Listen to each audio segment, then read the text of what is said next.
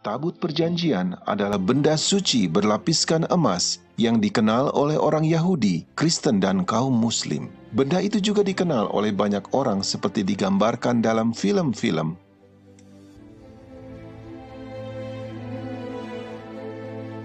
Tapi, apakah sebenarnya Tabut Perjanjian? Naskah tertua yang menuliskan tentang itu adalah Taurat dalam kitab orang Yahudi dan dalam Perjanjian Lama Alkitab. Itu menceritakan tentang Allah yang berkuasa yang mengklaim sebagai pencipta planet bumi ini. Dia menulis 10 hukum pada 2 loh batu. Kedua loh itu disimpan di dalam peti yang bersalutkan emas itu. Peti itu mempunyai tutup yang dinamakan tutup pendamaian dan ada 2 kerup pada kedua ujungnya.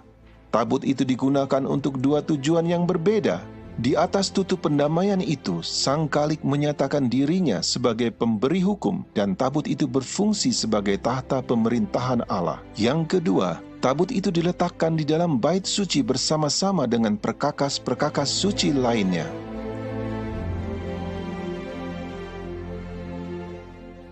Tidak ada seorang pun diizinkan memasuki ruangan di mana tabut itu berada, kecuali sekali setahun pada saat imam besar membawa darah ke dalam ruangan dan memercikkan darah di depan tabut dan di atas tutup pendamaian. Ini melambangkan pelanggaran terhadap hukum Allah yang ada dalam tabut itu dibayar lunas oleh darah pengganti yang dipercikan di depan tahta Allah itu.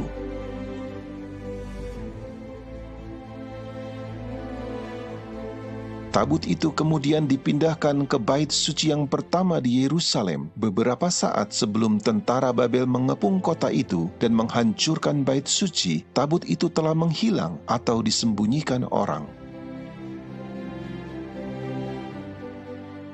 Sejak itu, banyak cendekiawan, para teolog, ahli-ahli sejarah dan arkeolog bertanya-tanya apa yang terjadi dengan tabut itu, apakah memang benar-benar ada atau hanya cerita dongeng saja.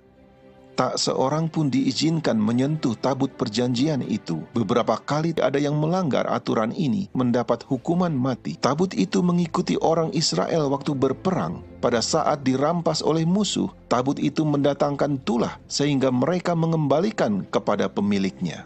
Tabut itu dipercayai memiliki kekuatan gaib. Selama bertahun-tahun banyak orang yang mencari tabut perjanjian itu atau mencoba memahami pentingnya tabut itu. Banyak orang telah membuat replikanya dan juga banyak yang mengaku telah menemukannya. Tetapi sejauh ini tidak ada yang memberikan bukti temuan yang dapat diuji. Namun demikian, ada satu penemuan yang sangat unik dan istimewa, berbeda dari semua penemuan lainnya, bahkan sangat menyentuh hati.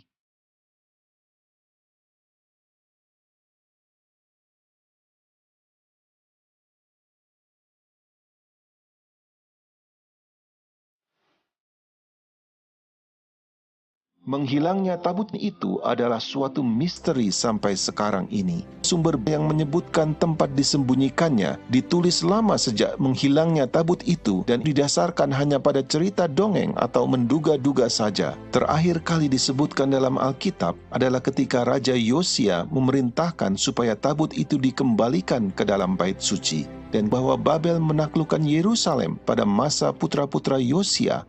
Satu hal yang menarik tentang kisah itu adalah tidak disebutkan keberadaan tabut itu, sekalipun perkakas lainnya yang dirampas disebutkan. Kitab Makabe yang ditulis beberapa ratus tahun setelah tabut itu hilang, mengklaim bahwa tabut itu telah disembunyikan di gunung di mana Musa melihat tanah perjanjian sebelum dia meninggal. Di dalam buku baru, dikatakan bahwa Tuhan membiarkan bumi di bawah Yerusalem menelannya dan tabut itu akan muncul kembali di akhir zaman. Literatur abad pertengahan mengklaim bahwa tabut itu dibawa ke Ethiopia. Juga ada spekulasi abad ke-20 yang mengatakan ada di Mesir, bahkan sampai di Irlandia. Dengan memahami apa itu tabut perjanjian, mungkin kita bisa mengetahui di mana keberadaannya. Fungsi utama dari tabut perjanjian itu adalah menjadi tahta pemerintahan Allah di bait suci di bumi ini. Tabut itu memiliki banyak peran di luar bait suci dan tidak terbatas pada upacara korban saja. Baik di dalam dan di luar sistem pelayanan bait suci, maka tabut itu digunakan untuk membela hak Tuhan sebagai hakim dan Allah yang sejati, serta Raja atas seluruh bumi. Tuntutan atas hak ini ada tertulis dalam hukum di dalam tabut yang menyatakan bahwa Dia adalah pencipta dan bahwa bumi ini adalah miliknya.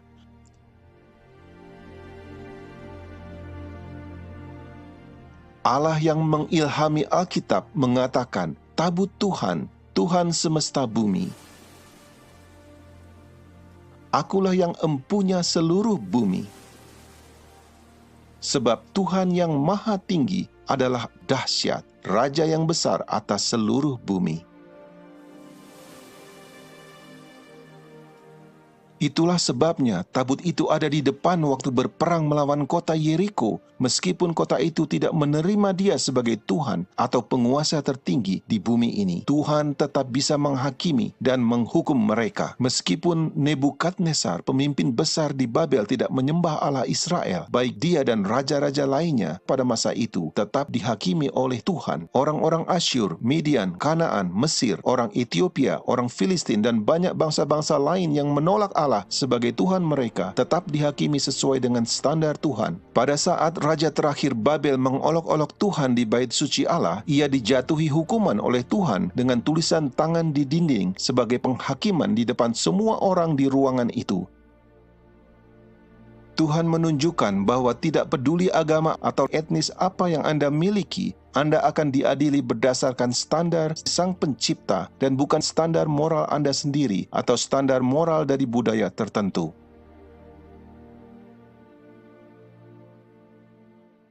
Salah satu fungsi dari tabut perjanjian adalah berjalan di depan umat Allah di padang belantara dan untuk memimpin ke tempat peristirahatan mereka. Tabut itu hadir untuk menyelesaikan perselisihan kekuasaan siapa yang dipilih Tuhan. Tabut itu juga memimpin di depan mereka sebelum masuk ke sungai Yordan, dan sungai itu secara ajaib terbelah sehingga mereka bisa menyeberang. Tabut itu juga mengambil bagian dalam meneguhkan perjanjian antara Allah dengan Israel di Gunung Ebal. Meskipun Israel mengecewakan Tuhan, ditaklukkan oleh musuh atau tabut itu dirampas dari mereka, Tuhan menggunakan tabut itu untuk menghakimi orang Filistin dan mengalahkan dewa-dewa mereka sehingga mereka dipaksa untuk mengembalikannya. Dalam situasi ini Tuhan menggunakan tabut itu sebagai simbol status kerajaannya. Bahkan ketika Tuhan tidak melindungi umatnya yang murtad, Ia tetap melindungi tabut itu karena tabut itu adalah lambang kekuasaannya. Ini sangat jelas bahwa tidak ada orang yang perlu melindunginya dan bahwa Tuhan akan menjaga miliknya sendiri. Itu juga meniadakan kemungkinan tabut itu dapat dihancurkan. Tabut itu adalah tahta Tuhan di bumi, dan Alkitab berkata, tahtamu kepunyaan Allah, tetap untuk seterusnya dan selamanya. Pada saat Yeremia baru saja menyaksikan Yerusalem dan bait suci dihancurkan, dia tetap memiliki pandangan yang berbeda tentang tahta Allah. Engkau ya Tuhan, bertahta selama-lamanya. Tahtamu tetap dari masa ke masa. Jadi, apa yang sebenarnya terjadi dengan tabut itu? Yeremia telah diberitahu oleh Tuhan bahwa kota dan bait suci itu akan dihancurkan. Ia telah siap dan begitu juga sahabat-sahabatnya. Hal yang paling alamiah yang harus dilakukan adalah menyembunyikan benda yang suci itu, tabut perjanjian Allah. Nubuatan tentang akhir zaman yang tertulis di Alkitab mungkin dapat memberikan petunjuk kepada kita di mana tabut itu akan muncul kembali. Akan terjadi pada hari-hari yang terakhir, dan mari kita naik ke gunung Tuhan, sebab dari Sion akan keluar pengajaran dan firman Tuhan dari Yerusalem.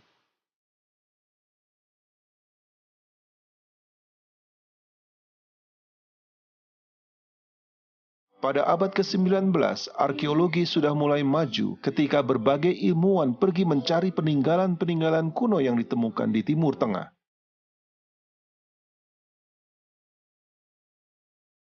Dari kuburan dan kuil-kuil di Mesir sampai pada catatan sejarah kota-kota yang ada di Mesopotamia dan Palestina, Alkitab sebagai buku sejarah adalah bukti yang dapat dipercaya. Jadi, melalui tulisan-tulisan kuno dari bangsa-bangsa lain, kitab suci semakin diteguhkan. Bahkan kota Babel yang telah menjadi legenda bagi banyak orang dapat ditemukan dari peninggalan-peninggalannya. Kota Yerusalem telah dihuni sejak tabut itu menghilang.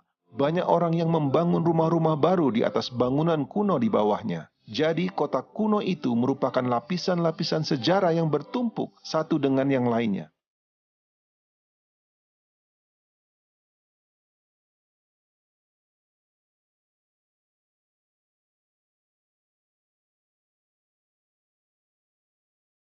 Pada tahun 1854, seorang misionaris, James Barclay, berjalan-jalan di sepanjang tembok tua di Yerusalem dan secara kebetulan memasuki gua utama di bawah kota tua yang penuh terowongan-terowongan dan lubang-lubang. Gua-gua ini sudah ditutup selama berabad-abad dan panjangnya sejauh 5 blok. Pada tahun 1867, Tuan Jenderal Charles Warren melakukan penggalian di kota tua itu dan di bukit di mana bait suci itu berdiri. Ia menemukan terowongan-terowongan di bawah lantai dasar. Pada tahun 1873, Charles Clermont Ganneau, seorang orientalis Prancis dan seorang arkeolog, menemukan kerup diukir di batu di dalam gua.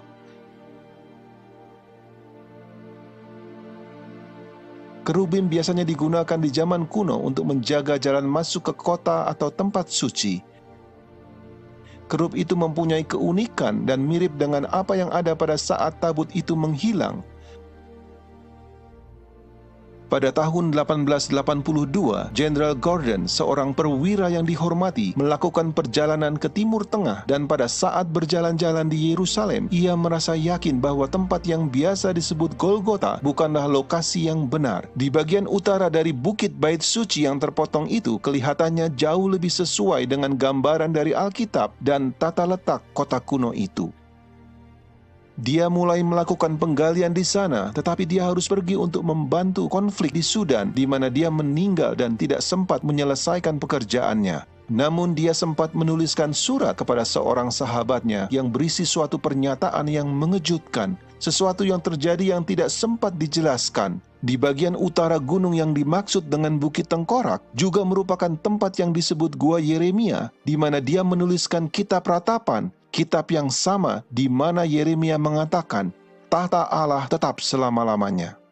Gordon berkata, tabut perjanjian itu ada di sana. Dia juga menyebutkan bahwa perkakas-perkakas bait suci yang lain dapat ditemukan di sana. Pernyataan itu sangat aneh karena dia tidak pernah menyelesaikan penggaliannya. Jadi bagaimana dia bisa tahu? Demikianlah gua Yeremia itu tetap tertutup dan surat-surat Jenderal Gordon tersimpan di suatu tempat yang aman. Sekitar 100 tahun kemudian, seorang yang bernama Ron Wyatt menaikkan doa kepada Tuhan supaya Tuhan menggunakan dia menunjukkan kepada dunia bahwa Alkitab itu benar adanya. Ron sudah mempelajari kisah tentang air bah dan menyelidiki kemungkinan adanya peninggalan Bahtera Nuh. Dia juga mempelajari keluarnya Israel dari Mesir dan lokasi di mana mereka menyeberangi lautan. Menemukan beberapa roda kereta perang orang Mesir kuno.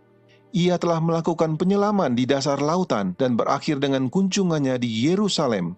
Dia berjalan sepanjang tebing dengan kenalannya yang baru dan secara tiba-tiba tangan kirinya terangkat sendiri dan jarinya menunjuk ke sampah dan puing yang bertebaran di kaki bukit itu. Tidak memahami mengapa atau bagaimana, dia mendengar dirinya sendiri berkata, itu adalah gua Yeremia dan tabut perjanjian itu ada di sana.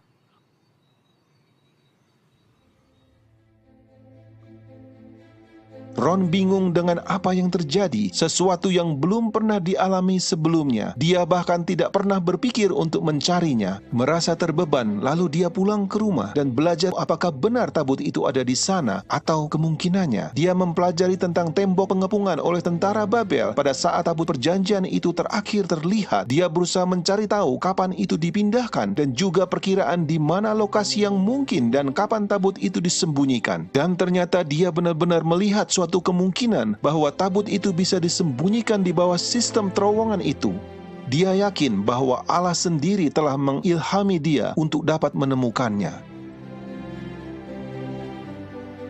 Ron memulai penggalian bersama kedua anaknya laki-laki di tempat di mana jari tangannya menunjuk.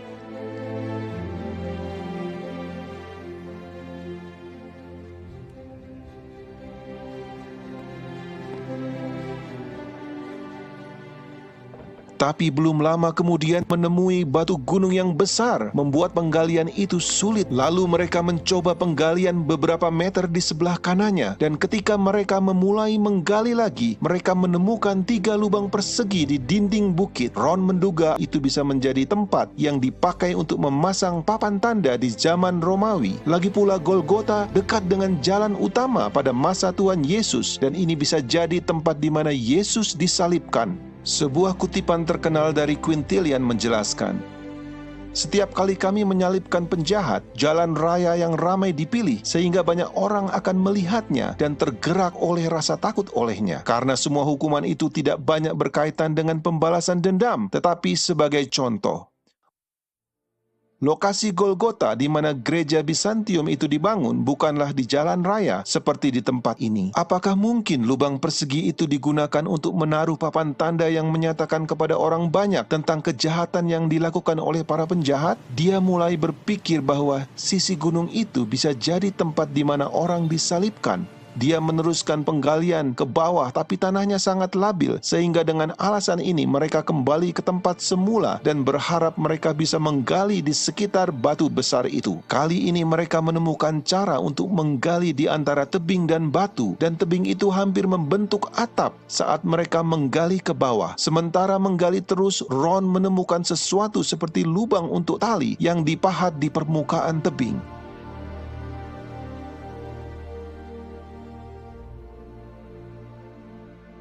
Dia ingin mencari tahu digunakan untuk apa lubang tali itu. Di kedalaman 12 meter di bawah tanah, mereka mendapatkan diri mereka ada di dalam ruang seperti bak air yang besar.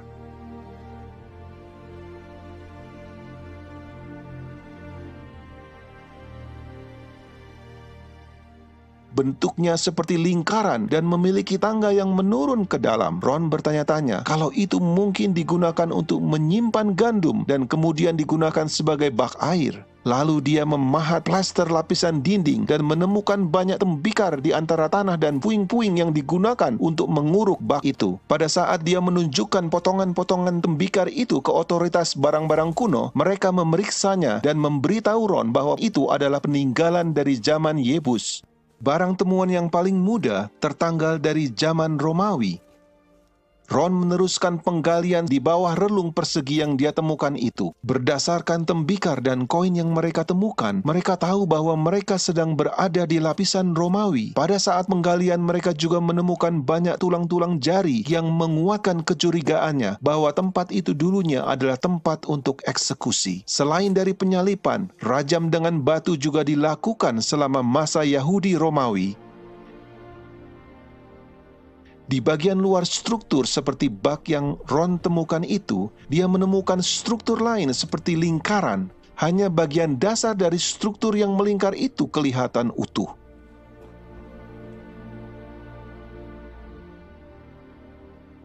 Saat mempelajari struktur itu, dia menemukan bagian yang terawat baik dengan dinding dan sebuah batu yang menonjol secara horizontal keluar dari dinding di permukaan tebing.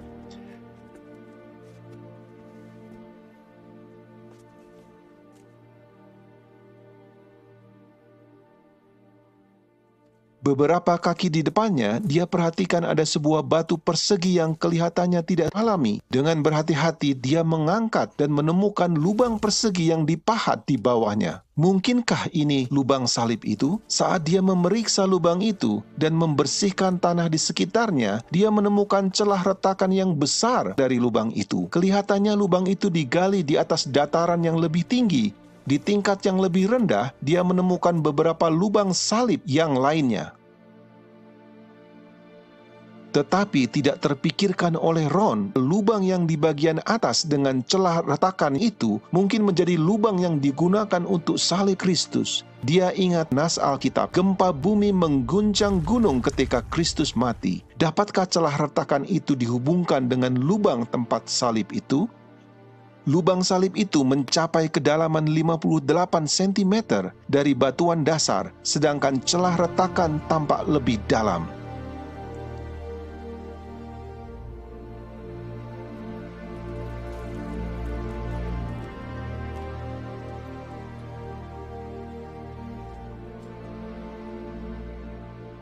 Ada kemungkinan bahwa banyak orang mengetahui tempat di mana Yesus disalibkan dan banyak pengikutnya yang ingin menjadikan tempat itu sebagai tempat peringatan.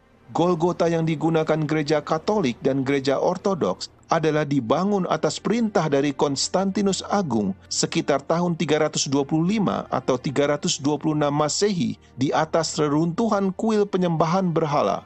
Ini terjadi lama sesudah Kristus disalibkan. Tetapi yang ditemukan Ron adalah dari zaman Romawi dan tidak lama dari waktu penyalipan. Setelah tahun 70 Masehi, banyak orang Yahudi yang terbunuh atau pindah dan kota itu berubah menjadi perkemahan Romawi. Itu berarti lokasi itu tidak lagi digunakan untuk penyalipan. Ron menemukan koin di bangunan-bangunan yang diperkirakan dari periode tahun 135 Masehi atau sebelumnya. Di tahun 130 Masehi, orang Kristen lebih disukai daripada orang Yahudi. Oleh karena itu, kemungkinan struktur ini dibangun oleh orang-orang Kristen zaman itu atau sebelumnya. Artinya bahwa itu mungkin adalah tempat yang pertama yang diakui sebagai Golgota yang asli. Golgota yang dibangun oleh gereja Bizantium lebih dari 200 tahun kemudian dibuat pada saat banyak orang telah melupakan tempat itu. Semakin dekat pada saat penyalipan, semakin mereka lebih tahu dengan jelas rincian apa yang terjadi. Dengan fakta ditemukannya koin-koin oleh Ron di bangunan-bangunan kuno dari tahun 135 Masehi menunjukkan siapapun yang membangun dan menggunakan bangunan kuno itu rupanya telah mengabaikan dan meninggalkan wilayah itu. Bukti dari pondasi bangunan yang masih utuh mungkin menunjukkan bahwa bangunan itu tidak dihancurkan oleh tangan penjajah, tetapi kemungkinan besar tidak digunakan dan menjadi rusak. Akhirnya, bangunan itu tertutup dengan debu dan puing-puing. Apapun masalahnya, bukti menunjukkan bahwa bangunan itu mungkin telah ada jauh sebelum gereja makam kudus. Ron dan kedua putranya telah bekerja di sana hampir 2 tahun. Mereka terus melakukan penggalian pada lapisan zaman Romawi untuk mencari gua-gua atau pintu masuk ke terowongan, tapi tanpa memperoleh keberhasilan.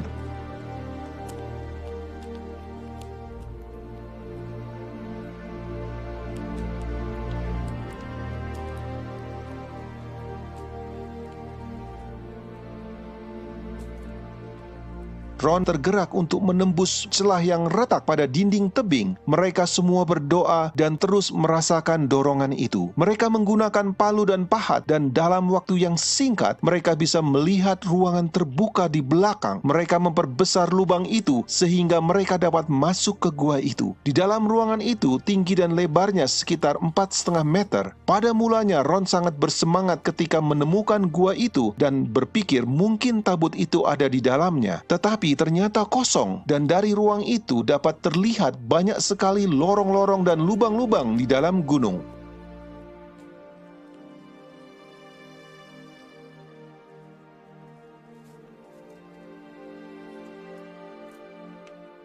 Ron terus melanjutkan pencarian di setiap terowongan-terowongan dan lubang-lubang yang terbuka di dalam sistem gua yang sangat besar itu.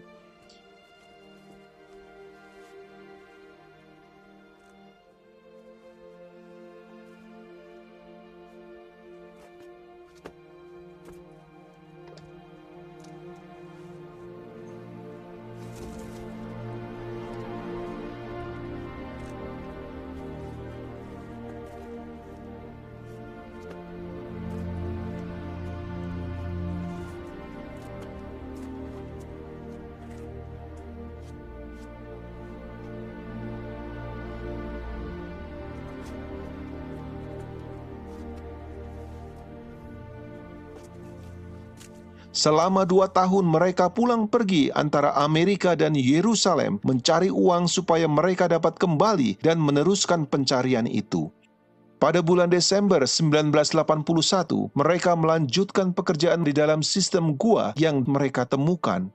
Namun akhirnya mereka bertiga sakit. Kedua putra Ron kembali ke Amerika, dan Ron harus mencari bantuan dari orang lain untuk melanjutkan. Dia tidak akan menyerah dan merasa Tuhan telah berjanji kepadanya bahwa dia akan menemukan tabut pada kunjungan itu. Tetapi sekarang dia telah menggunakan seluruh uangnya. Dia sedang sakit dan pekerjaannya sangat sulit dan melelahkan. Seorang dari penduduk setempat yang membantu Ron bisa menembus celah-celah sempit yang di mana Ron sendiri tidak bisa. Dan sementara melihat-lihat sekelilingnya, Ron menemukan lorong mirip seperti cerobong dan sebuah terowongan kecil di mana Ron harus menghembuskan nafasnya untuk masuk.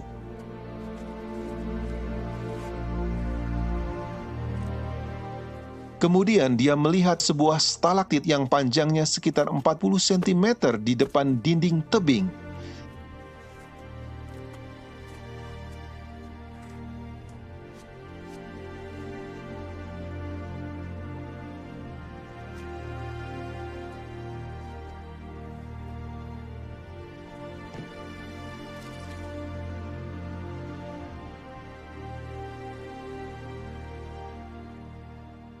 Di belakangnya ada lubang kecil dan Ron berusaha untuk mengintip tapi tidak berhasil. Kemudian dia memperbesarnya sedikit dan bisa melihat ada gua di dalamnya. Tetapi kelihatan tidak begitu menjanjikan dan tampak seperti gua yang penuh dengan batu-batu. Ron sudah bertekad untuk mencari terus. Dia memperbesar lubang itu sehingga cukup untuk penolongnya masuk. Tetapi tiba-tiba si penolong itu keluar dengan ekspresi ketakutan dan berteriak, "Ada apa itu? Ada apa di situ? Saya tidak akan kembali ke situ." Kemudian dia keluar dari gua secepat mungkin. Saat itu Ron menyadari bahwa pasti ada sesuatu di situ. Kemudian dia memperbesar lubang itu supaya dia dapat masuk. Hari itu adalah tanggal 6 Januari 1982. Ada kira-kira 45 cm jarak antara batu-batu itu ke dinding langit-langit.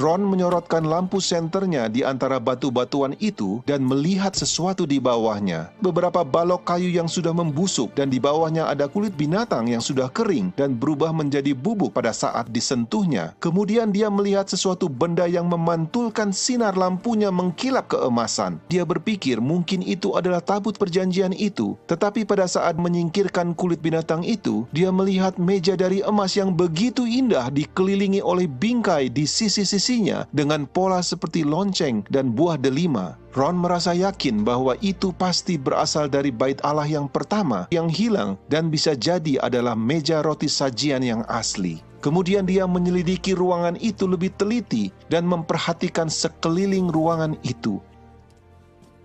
Dia menggunakan lampu senternya dan melihat sebuah celah di langit-langit. Dengan memanjat di batu-batuan belakang ruangan itu, dia melihat sebuah peti batu tepat di bawah celah retakan. Peti itu mempunyai tutup yang terbelah dua dan belahan yang lebih kecil bergeser ke samping sehingga membuat celah ke dalam peti batu itu. Sayangnya, tutup itu terlalu dekat ke langit-langit sehingga dia tidak dapat melihat ke dalam peti itu. Ada bercak hitam di celah retakan langit-langit dan juga ada bercak di pinggiran tutup peti yang terbuka. Celah retakan di langit-langit persis di atas celah bukaan tutup peti batu itu, di mana bercak hitam jatuh dan masuk ke dalam peti batu itu.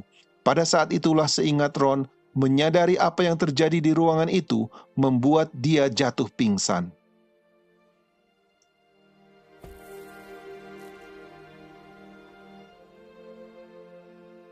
Pada saat Ron menyadari bahwa celah di langit-langit adalah ujung celah yang berasal dari lubang salib yang ditemukan di dataran beberapa meter di atasnya dan bercak hitam adalah darah yang mengalir melalui celah retakan itu ke dalam kotak batu, dia tahu persis bahwa tabut perjanjian itu ada dalam peti itu. Tetapi yang paling menakjubkan adalah darah Kristus jatuh menetes di atas tutup pendamaian tabut perjanjian itu.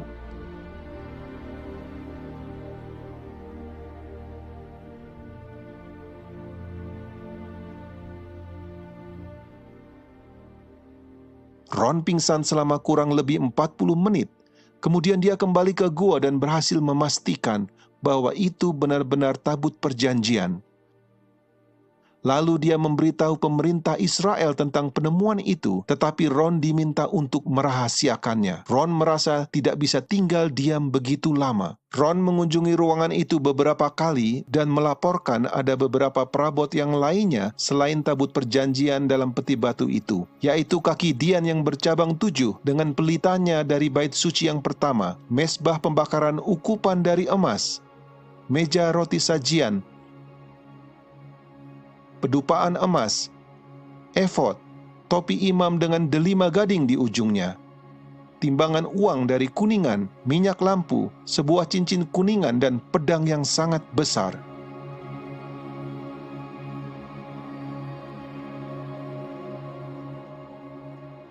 Di belakang tabut itu ada ruang kecil, dan di situ ditemukan kitab hukum yang diduga ditulis oleh Musa. Menurut sepengetahuan Ron, kitab Kejadian tidak ada di situ. Dia merasa terkesan dengan gulungan kitab dari kulit binatang yang masih dalam keadaan sempurna. Kemudian dia mulai bertanya-tanya, bagaimana tabut itu dapat masuk ke ruangan itu? Tidak mungkin melalui jalan di mana dia masuk, karena dia harus menembus melalui batu-batuan. Dengan memindahkan banyak batu-batuan itu, dia menemukan jalan masuk yang lebih besar menuju ke Gua Zedekia di tepi jalan di mana gambar kerut telah ditemukan. Di terowongan itu dipenuhi dengan banyak batu-batu besar, dan Ron tidak tahu bagaimana mengeluarkannya melalui jalan dari tempat dia masuk. Ron mencari sebuah laboratorium di Israel untuk menganalisa darah yang dia temukan di celah retakan itu dan yang ditemukan di atas tutup pendamaian. Hasilnya sangat mengejutkan mereka. First of all, in this analysis, I took the blood into a laboratory in Israel.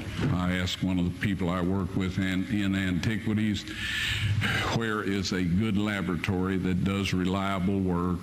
And they said, such and such, such and such. I took it. I just said, please examine this blood and tell me what you can tell me about it. All right? They said, well, look, we're going to reconstitute it. We're going to put it in normal saline and keep it at body temperature for 72 hours with gentle swirling. All right, that's their business. That's great. I said, now I want to be there when you check it out. They said, fine. So I was back. They checked it out. I said, now, they said it's human blood. We can tell that. They did whatever tests they need to do. And then I said, take some of the white blood cells and put them in a growth medium and keep them at body temperature for 48 hours. And they said, well, that'll do no good because it's dead blood.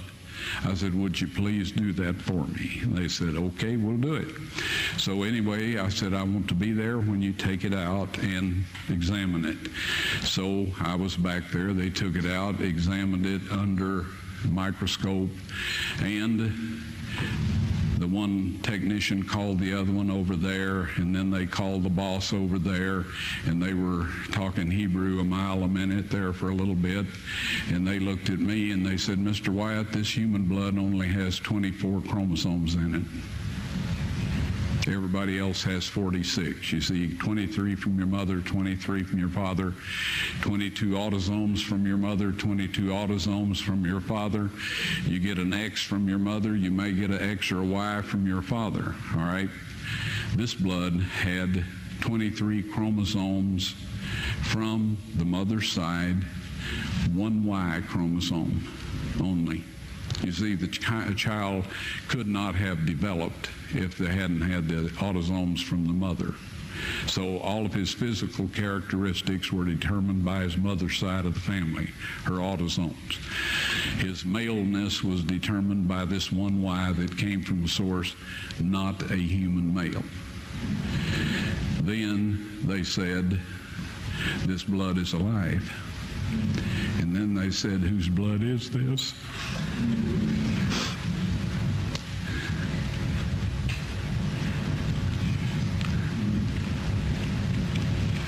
I said, it's the blood of your Messiah.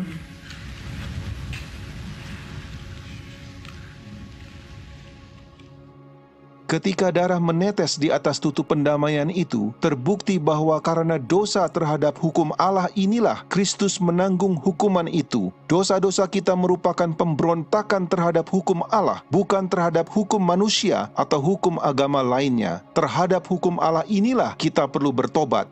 Allah Bapa telah mengirimkan putranya untuk mati menggantikan kita. Ron ingin segera memperlihatkan semua penemuannya ini kepada dunia, tetapi Tuhan menghentikan usahanya itu.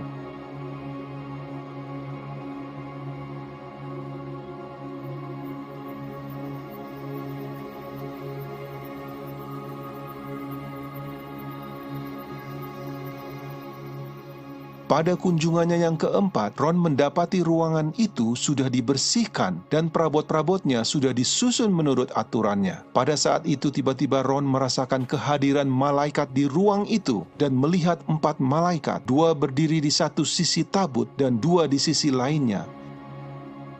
Mereka memberitahu Ron bahwa mereka ditugaskan untuk menjaga tabut itu dan kemudian mereka meminta Ron untuk menaruh kameranya pada tripod dan membuat video.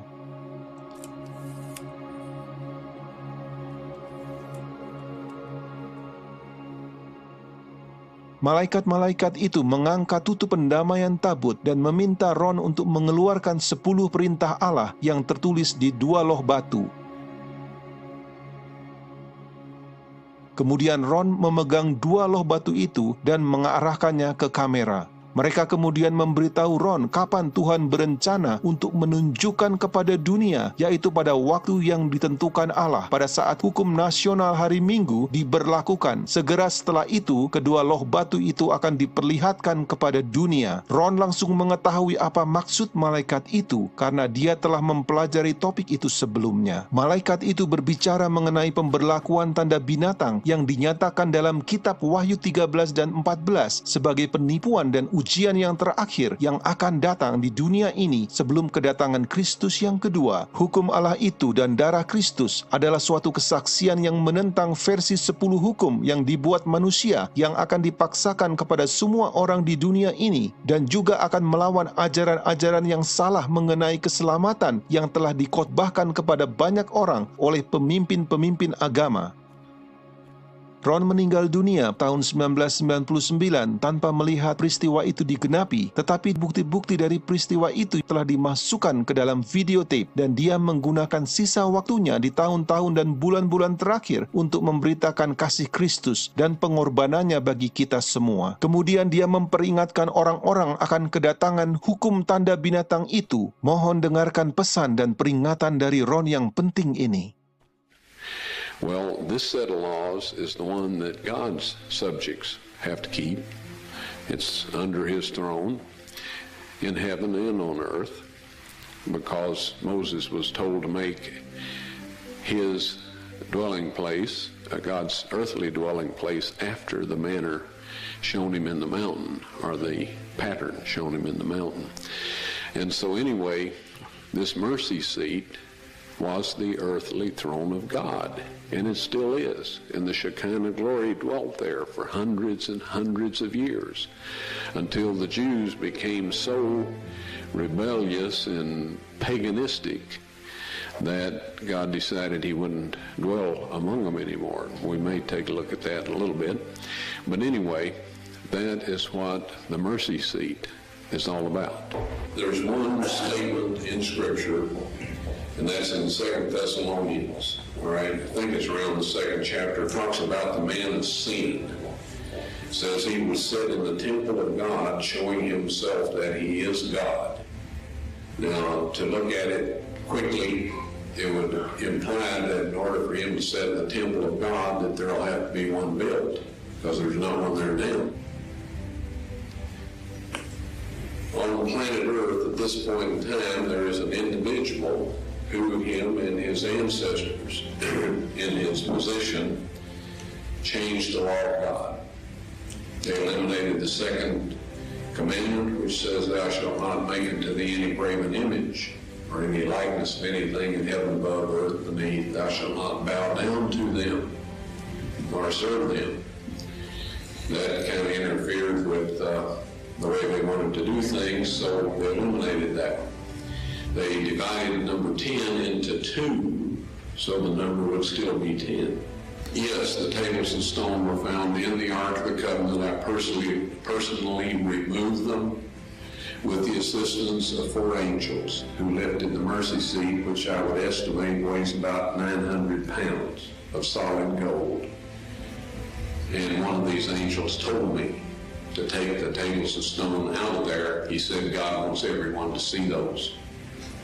And so I took them out, backed up, stood there, frozen in place, and I just can't describe my physical state or mental state or anything else. If I didn't have some physical evidence to prove it happened, I think I had a dream or something. But anyway, they are now available to be shown, but we won't say. Actually, they're on a stone ledge right in the same chamber. That's where the angel put them after I handed them to him. I didn't know what to do with them. And I was told that these are to be presented with the blood evidence when the mark of the beast law is passed or enforced. Now, I know everybody wonders about what it is, the mark of the beast. You've heard all kinds of rumors, stories, and all of this. I'll tell you quick and simple. If you keep the 10 commandments that God wrote upon those tables of stone, and about which he says in Psalms 89:34, those of you that are writing down text, you'll want this one. Psalms 89:34. He says, my covenant will I not break, nor alter the thing that has gone out of my lips. He spoke the 10 commandments from the mountaintop. He wrote them in stone, and he says, nothing will change, right? If you keep that law, you will receive the seal of God. Soon there will be a set of man-made laws, best intentions, surrounded by a barrage of salubrious soliloquies and sepulchral solicitudes. That's all kinds of stories and all of this, instigated by the devil to make you think that this is the best thing that ever happened to the human race and that you could just want to go along with it voluntarily. These man-made laws will require that you break God's 10 commandments. Christ said of the Pharisees, for it is in vain that they do worship me, teaching for doctrines the commandments of men.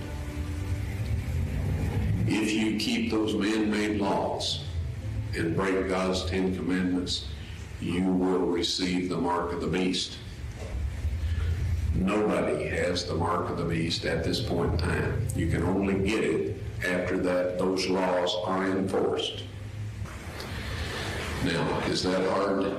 When a bunch of man-made laws are passed and enforced that require you to break God's 10 commandments, the penalty for not keeping those laws is that you cannot buy or sell. That is the mark of the beast. We will say, friends, keep this law and you receive the seal of God. Keep the laws that man has made that force us to break God's law, and we have the mark of the beast. It may sound a little simple. I know there's people that say it's a computer chip and all kinds of stories. It is keeping the laws of man instead of the laws of God. As Christ said to his disciples when speaking of the Jewish leaders in his day, he said, for it is in vain that they do worship me, teaching for doctrines the commandments of men. God did not accept Abel's or Cain's offering of fruit and vegetables. He will not accept any substitute for our loyalty to Him, but keeping His 10 Commandments. And there will come a time, folks, when if you do that, you will not be able to buy or sell. Now in Psalms 89:34, he says, "My covenant will I not break, nor alter the thing that has gone out of my lips." Okay? That means that the 10 Commandments, which is the covenant, He won't change that. He spoke it from the mountaintop, and it's recorded in the 20th chapter of Exodus. He won't change that. When I saw the tables of stone and saw what they said exactly the same thing that the original Hebrew text says in the book of Exodus. Exactly. All right? And that will not change. Now, the Bible warns us that Satan will come with signs and lying wonders. All right? How can we tell what is a miracle by Satan? Because he's a supernatural being. All the angels are supernatural beings. They can do things that are miraculous from our point of view. How can we tell what's of God and what's not? If they say God's 10 Commandments are binding, to break those is to sin, then they're of God. If they say anything other than that, they are not God, and we have no business listening to them, regardless of what kind of miracles they are performing. The tables of stone will be on display after the national Sunday law is in force. That is the exact words of the angel as I recall them.